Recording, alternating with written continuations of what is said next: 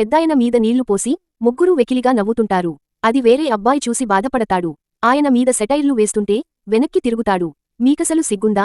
ఇంటర్వ్యూకి వచ్చి ఇలా అల్లరి చేస్తారా అంటే, అంకుల్, మేము టాయిలెట్ని వాష్రూంలోకి వెళ్ళి పోస్తాం.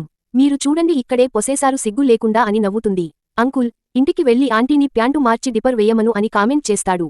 మీలాంటి వాళ్లకి ఈ కంపెనీలోనే కాదు, ఏ కంపెనీలో కూడా జాబ్ ఇవ్వరు అంటాడు. వాళ్ళు లెగిసి వచ్చి, మాకు జాబ్ ఎందుకు అంకుల్, చూడండి ఇప్పుడు చాలా హ్యాపీగా ఉన్నాం. మిమ్మల్ని ఏడిపిస్తూ సంతోషంగానే ఉన్నాం కదా అంటుంది. వాళ్ల మాటలకి కోపం వచ్చి వేరే అబ్బాయి వస్తాడు. ఇలా పెద్దవాళ్లని ఇన్సల్ట్ చెయ్యటం చాలా తప్పు. ఈయన మీ తండ్రి లాంటివాడు, సారీ చెప్పండి అంటాడు. బాబూ నువ్వు కోపం తెచ్చుకోకు, వీళ్ల పొగరు నేను దించుతా, వీళ్లని ఏం చేస్తానో చూడు అంటాడు. వాళ్ళు నవ్వుకుంటుంటారు. తర్వాత ఏం జరిగిందో చూసే ముందు, ఎప్పుడైనా మీకు తెలియని నెంబర్ నుండి ఫోన్ చేసి ఎవరైనా ఓటీపీ అడిగారా? అలా అడిగితే వీడియోకి లైక్ చేసి అలాంటి టైంలో ఎలా సమయస్ఫూర్తిగా వ్యవహరించారో కామెంట్ పెట్టండి. చూద్దాం మీలో ఎంతమందికి సరైన అవగాహన ఉందో. ఆ పెద్దాయన ఎవరో కాదు, ఆ కంపెనీకి ఓనర్. ఆయన్ని అవమానించిన ముగ్గుర్నీ బయటికి గెంటేస్తాడు.